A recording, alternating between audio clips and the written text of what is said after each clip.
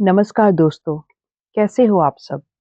आशा करती हूँ आप स्वस्थ एवं खुशहाल होंगे। आरएसआर कहानी संसार में आपका एक बार फिर से स्वागत है। सारे दिन की भाग-दौड़ को दूर करने के लिए आज हम सुनेंगे एक लाइट कहानी शर्मा जी का पासपोर्ट, जिसे लिखा है अर्चना चतुर्वेदी जी ने। तो चलिए कहानी शुरू करते हैं। शर्मा जी के विभाग में सुगबुगाहट थी कि इस बार विदेश जाने वाले प्रोजेक्ट पर किसका नंबर लगेगा। बॉस ने बुलाकर शर्मा जी से कहा, शर्मा जी, सीनियरिटी के हिसाब से आपका नंबर लगेगा विदेश जाने का। अभी शर्मा जी के मन के लड्डू फूटना शुरू ही हुए थे कि बॉस ने दूसरा बम फोड़ा। शर्मा जी, आपके पास पासपोर्ट तो है ना?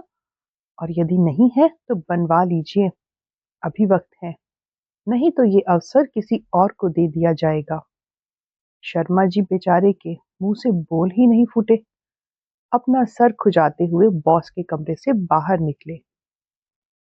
वर्षों का सपना था विदेश जाने का, हवाई जहाज में बैठने का। बेचारे अपने देश में भी कहीं नहीं घूमे थे और यहाँ भी फ्री की विदेश यात्रा। मगर एक कमबख्त पासपोर्ट क्या बला है, कैसे बनेगा? बेचारे सीधे साधे शर्मा जी परेशान हो गए। अब उनके खानदान में तो दूर दूर तक कोई विदेश नहीं गया। एक शहर से दूसरे शहर जाने को भी जहाँ लोग परदेस जाना कहते हैं, किससे पूछें? ऑफिस में पूछा तो मजाक बनेगा, सब बड़ी खिल्ली उड़ाएंगे और ये अफसर भी हाथ से धो बैठेंगे। यही सोचते सोचते मुंह लटकाए शर्मा जी घर पहुंचे तो श्रीमती जी ने प्रश्न दागा, ये 4 दिन पुराने पिचकू केले जैसा मुंह क्यों बना रखा है? क्या मुसीबत आ गई? शर्मा जी ने अपना दुखड़ा अपनी श्रीमती जी को सुनाया, जो कि बहुत होशियार किस्म की हैं और हर मुसीबत का हल होता है उनके पास। शर्मा जी की बात सुनकर फट से बोली, बस इतनी सी बात के लिए मुंह लटक कर घुटने तक आ गया है। अब शर्मा जी को तो अपनी परेशानी का हल चाहिए था, इसलिए उनकी हर बात चुपचाप सुन रहे थे। श्रीमती जी ने अपनी बुद्धिमानी का परिचय देते हुए बताया, अरे आपको याद नहीं है 24 नंबर वाले चतुर्वेदी जी? वो तो हमेशा ही ऑफिस के काम से विदेश जाते रहते हैं और वो तो आपके मित्र भी हैं। उन्हीं से पूछ लीजिए कैसे बनेगा ये मुआ पासपोर्ट। श्रीमती जी की बात सुनकर शर्मा जी के चेहरे पर चमक आ गई और खुशी से फूलते हुए बोले, वाह भाग्यवान, कितनी समझदार हो तुम हमारी जिंदगी में ना होती तो हमारा क्या होता। दिल कर रहा है तुम्हारे हाथ चूम लूं। जैसे ही श्रीमती जी की तरफ कदम बढ़ाया, तमक कर बोली, दिमाग खराब है क्या तुम्हारा? इस वक्त ऐसी उल्टी सीधी बातें सूझ रही हैं। दोनों बच्चे घर पर ही हैं। जाओ, मुंह हाथ धोकर आओ, मैं चाय बनाती हूँ। शर्मा जी भी चुपचाप मुंह की खाकर बाथरूम की तरफ चल दिए। चाय पीकर शर्मा जी ने श्रीमती जी से कहा, ऐसा करते हैं हम चतुर्वेदी जी से मिलकर आते हैं। अब तक तो वो ऑफिस से आ ही गए होंगे। शर्मा जी ने चतुर्वेदी जी के घर की घंटी बजाई। उन्होंने ही दरवाजा खोला। अरे शर्मा जी, हमारे घर का रास्ता कैसे भूल गए? आओ आओ, अंदर आओ। शर्मा जी ने उन्हें अपनी परेशानी बताई तो वो बोले, कब जाना है? शर्मा जी के मुंह पर असमंजस की रेखाएं तैर गई। इसीलिए पूछ रहा हूँ कि पासपोर्ट बनवाने में कम से कम 1 महीना लगेगा और यदि जल्दी में बनाना है तो तत्काल में बनवाना पड़ेगा। उसकी फीस ज्यादा लगेगी। चतुर्वेदी जी बोले, नहीं नहीं, अभी तो समय है, साधारण ही बनवा लेंगे। शर्मा जी ने कहा। फिर वो बोले, मैं तुम्हें एक दलाल का नंबर दे देता हूँ, कुछ रुपए लगेगा लेकिन तुम्हारी भागदौड़ बच जाएगी। फिर भी कितना ले लेगा, कुछ आइडिया होगा? शर्मा जी ने पूछा। अरे 1-2 साल पहले हमने बच्चों का बनवाया था, तब तो 1000 रुपए लिए थे। अब तुम खुद ही बात कर लेना। शर्मा जी ने नंबर लिया और घर आ गए। शर्मा जी रात को खा पी कर सो तो गए, पर बड़ी बेचैनी थी। सुबह के इंतजार में दलाल से बात जो करनी थी। सुबह ऑफिस जाने से पहले दलाल को फोन किया। हेलो जी, हम शर्मा जी बोल रहे हैं, रोहिणी से। चतुर्वेदी जी ने आपका नंबर दिया है। आप हरीश जी बोल रहे हैं, पासपोर्ट वाले? हाँ जी, मैं हरीश बोल रहा हूँ, कहिए। उधर से आवाज आई। जी, वो हमें पासपोर्ट बनवाना था। कितना लगेगा? कितने दिन में बनेगा? हमने अटक-अटक के पूछा। वो तो बड़ा ही होशियार था। बोला, अजी भाई साहब, ये बातें फ़ोन पर थोड़े ही होती हैं। घर का पता दीजिए, शाम को आता हूँ। वहीं बैठकर सब समझा दूँगा, चाय के साथ। शर्मा जी के पास हाँ करने के सिवा कोई चारा ही नहीं था। शर्मा जी ने अपना पता बता दिया और ये भी कि कितने बजे घर आना है। शाम को शर्मा जी घर पहुंचकर तरोताजा भी नहीं हो पाए थे कि दरवाजे की घंटी घनघनाई। शर्मा जी ने दरवाजा खोला तो एक थुल काया को खड़े पाया। शर्मा जी ने पूछा, कौन है भाई? किससे मिलना है? तो पान की पीक पिच से जमीन पर मारते हुए वो महाशय निहायत ही शरीफाना अंदाज में बोले, जी ये शर्मा जी का घर है ना? शर्मा जी बोले, हाँ जी कहो, हम ही शर्मा हैं। अरे भाई साहब, हरीश हूँ, पासपोर्ट वाला। सुबह बात हुई थी ना? अब तो एकदम अपनत्व का उतर आया था और दरवाजा लगभग धकेलते हुए अंदर आकर बिना किसी से कुछ कहे अपनी थुल काया लेकर सोफे पर विराजमान हो गया। शर्मा जी भी उसके पीछे पीछे मेहमानों की तरह आकर दूसरे सोफे पर बैठ गए। अब उन्होंने पूछा, हरीश जी, पासपोर्ट बनने में कितने दिन लग जाएंगे? अरे भाई साहब, अभी सब बताता हूँ।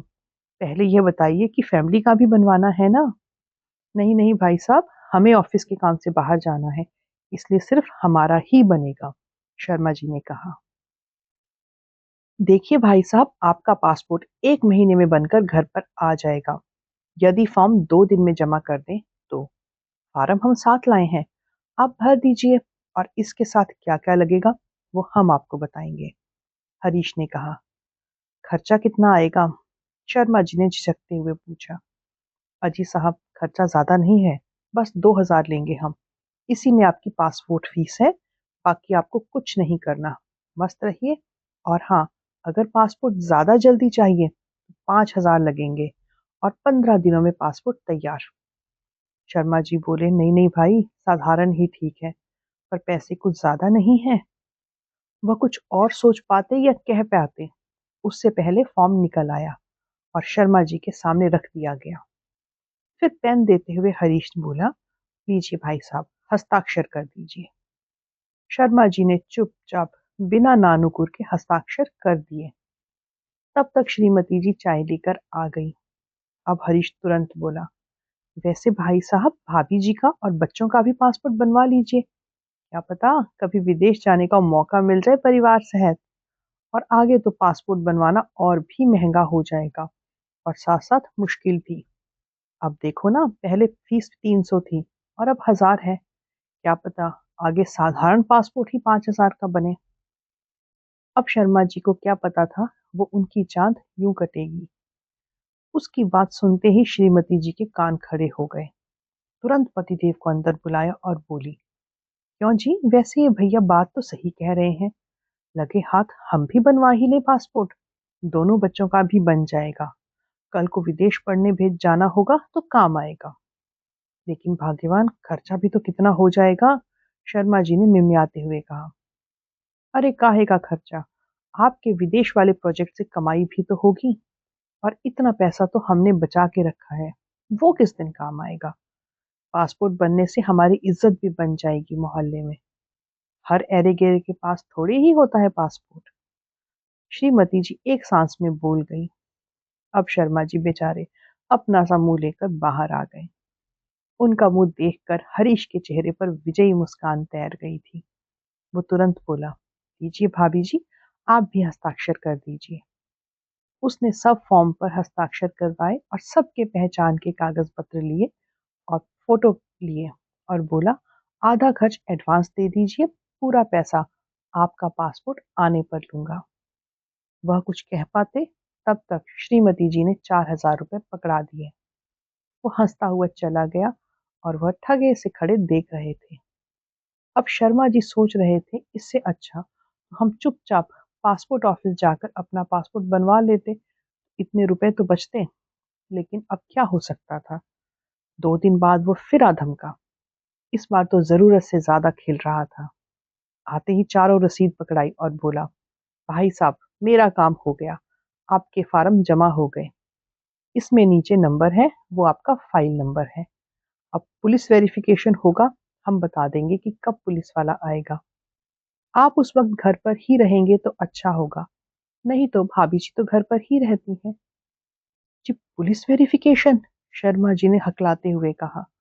अरे भाई साहब, कुछ नहीं, बस पता करते हैं कि आप क्या करते हैं और यहाँ कब से रहते हैं।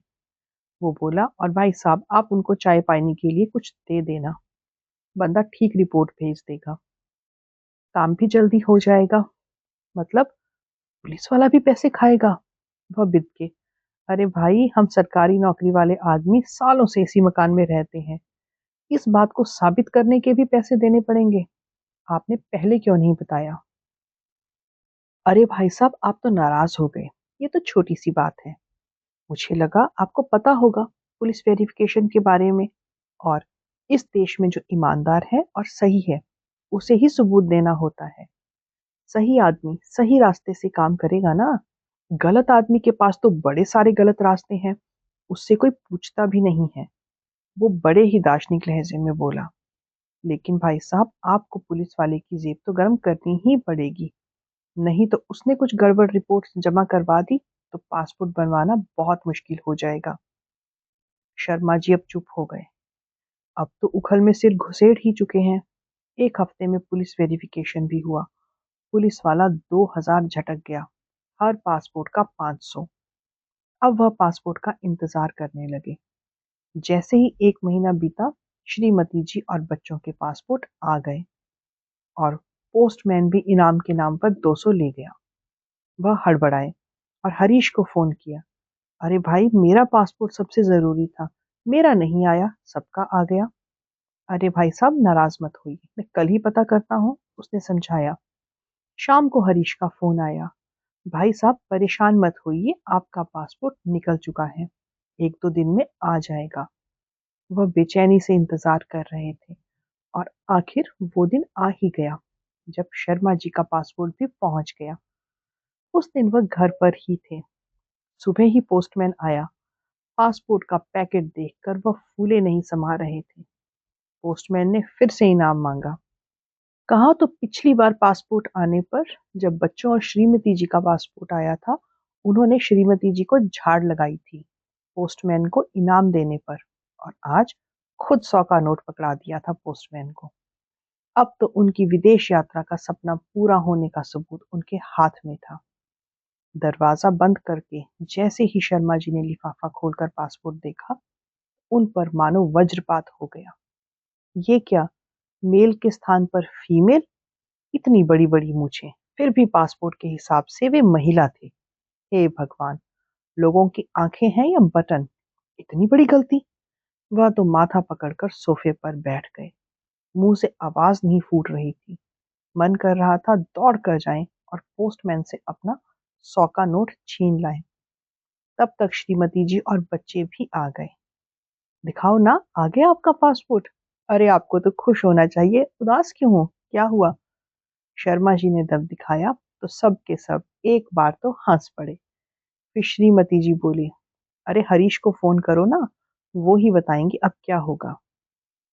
उन्होंने तुरंत फोन घुमाया और हरीश को स्थिति से अवगत कराया। तो हरीश पल्ला झाड़ते हुए बोला, भाई साहब, इसमें मैं कुछ नहीं कर सकता, आपको खुद पासपोर्ट ऑफिस में जाना होगा और एक एप्लीकेशन देनी होगी। आपका करेक्शन का काम हो जाएगा। कल सुबह 9 बजे तक आ जाइए, मैं आपको वहीं मिलूंगा। सुबह वे वहां पहुंचे तो लंबी लाइन गेट के बाहर तक लगी थी। वह भी चुपचाप लग गए। जब ऑफिस खुला तो भीड़ के रेले के साथ अंदर थे, लेकिन वहां कोई बताने वाला ही नहीं था कि काम किस काउंटर पे होगा। जैसे तैसे पूछते पुछाते वह सही काउंटर पर पहुंचे तो वहां फिर से वही लंबी लाइन। वह फिर लाइन में लग गए। 2 घंटे बाद नंबर आया। उन्होंने पासपोर्ट जमा करके रिसीव दे दी और उन्हें पहली मंजिल पर भेजा गया, जहां फार्म स्कैन करके रखा जाता था। ऊपर भी लाइन लगी थी, वह फिर लग गए। वहां बहुत लोग ऐसे थे जो बार बार आ रहे थे। उन लोगों ने ही बताया, यदि उन्होंने फार्म भरने में गलती की होगी तो उन्हें जुर्माना देना होगा, फिर जाकर पासपोर्ट सही होगा। यदि गलती उनसे हुई है तो। उन्होंने पूछा, अजी भाई साहब, सरकार अपनी गलती मानती है क्या? आप इनसे जुर्माने की उम्मीद करते हैं क्या? आपका पासपोर्ट सही होकर मिल जाए तो खैर मनाइए। हमें तो धक्के खाते खाते महीना गुजर गया। 2 बार फार्म जमा कर चुके हैं, फीस भी बेकार। अब ये सब सुनकर उनका दिल बैठने लगा था। जब तक नंबर आता लंच टाइम हो गया। अब 2 घंटे का और इंतजार। लंच के बाद काम शुरू हुआ, लेकिन उनका इंतजार बेकार। नंबर ही नहीं आया। कल फिर आना पड़ेगा। दूसरे दिन वह फिर पहुंचे, फिर वही लाइन। नंबर आया तो उन्होंने कहा, आपकी फाइल तो है ही नहीं शर्मा जी, आप उस काउंटर पर जाएं, वहां पता चलेगा। शर्मा जी की दशा उस दिन सूर्पनखा सी थी, जो कभी राम के पास तो कभी लक्ष्मण के पास जा रही थी। आधा दिन दौड़ धूप करके वह दफ्तर गए। रोज छुट्टी भी तो नहीं कर सकते थे। वहां बॉस की झिड़की खाई, जो अलग। शर्मा जी ने बहाना बनाया कि श्रीमती जी बीमार है, और क्या करते, जैसे तैसे काम निपटाया और अगले दिन की छुट्टी मांगी। बड़ी मुश्किल से बॉस माने। अगले दिन वहीं गेट पर हरीश को दबोचा। भाई साहब, 2 दिन खराब हो गए हैं, यहाँ तो कुछ हो ही नहीं रहा है, कुछ करवाओ वरना बाकी रुपए भूल जाओ। उसने समझाया कि वहां अफसर से मिलना होगा। मरते, क्या नहीं करते। वह पहुंचे तो पुलिस वाला था कि अंदर जाने ही नहीं दे रहा था। कोई अपॉइंटमेंट अपॉइंटमेंट का चक्कर था। अब उन्हें गुस्सा आ गया और जोर जोर से चिल्लाने लगे। पीछे भीड़ भी शोर मचाने लगी। वे तो अपनी देसी औकात पर उतर आए थे। या तो मिलने दो, नहीं तो ले चलो जेल। मामला बिगड़ता देख एक भला अफसर शर्मा जी को अंदर ले गया और सर से मिलवाया। पानी पिलवाया गया। शांति से उनकी बात सुनी गई। फिर संबंधित आदमी को बुलाकर उनका काम सौंपा गया। खैर, काम हो गया। उन्होंने कहा, हमारा पासपोर्ट 1 हफ्ते में घर पहुंच जाएगा। इस बार पोस्टमैन ने फिर इनाम मांगा और वे उसी पर भड़क पड़े। क्या बार बार इनाम चाहिए, चल भाग यहाँ से। पासपोर्ट सुधर गया था। वह खुश थे कि आखिर विदेश जा सकेंगे। पासपोर्ट बनने में जो 10,000 फूक गए हैं, वो भी वसूल। हरीश के रुपए भी दे दिए गए। उस रात नींद छुट्टी पर थी और शर्मा जी हवाई जहाज में उड़ रहे थे। रात भर विदेश के सपने देखे और सुबह सबसे पहले जाग गए। श्रीमती जी ने उठते ही पूछा, क्या हुआ शर्मा जी, आज इतनी सुबह ही जाग गए? अरे डार्लिंग, विदेश यात्रा के सपने ने सोने ही कहाँ दिया, उन्होंने इठलाते हुए कहा। धत, ये क्या सुबह डार्लिंग फार्लिंग लगा रखी है? आपको तो जरा भी शर्म नहीं रही। विदेश क्या जाने क्या सपने देखने लग गए, आप तो विदेशी ही बन गए। अब पत्नी का बड़बड़ाना चालू हो गया और शर्मा जी हंसते हुए बाथरूम में चले गए। आज जल्दी तो थी ऑफिस जाने की। आज तो मानो उनके कदम जमीन पर नहीं थे, सीधे हवा में उड़ रहे थे। शर्मा जी अपना पासपोर्ट लेकर खुशी खुशी दफ्तर पहुंचे और झटपट बॉस के केबिन में। अरे शर्मा जी, सुबह सुबह क्या कोई काम है? बॉस ने पूछा। सर, हमारा पासपोर्ट आपने मांगा था ना। उन्होंने अपना पासपोर्ट बॉस की तरफ ऐसे बढ़ाया मानो कोई खिताब जीत कर लाए हों। अरे शर्मा जी, क्या करूं पासपोर्ट का, आपको पता नहीं है क्या? अरे, आपको कैसे पता होगा, आप तो छुट्टी पर थे ना उस दिन। वो विदेश वाला प्रोजेक्ट कैंसिल हो गया है। कुछ डिपार्टमेंटल प्रॉब्लम हो गई है। अब से कोई विदेश नहीं जा पाएगा। कहकर जैसे ही बॉस ने गर्दन घुमाई, शर्मा जी नदारद। धड़ाम। अरे कोई है, पानी लाओ। शर्मा जी बेहोश हो गए। तो दोस्तों, ये थी आज की कहानी। कहानी कैसी लगी हमें कमेंट करके ज़रूर बताइएगा। अगर कहानी अच्छी लगी तो इसे लाइक कीजिए और शेयर कीजिए। और ऐसी ही और बेहतरीन कहानियाँ सुनने के लिए चैनल से जुड़े रहिए। तब तक अपना ध्यान रखिए। शुभ रात्रि।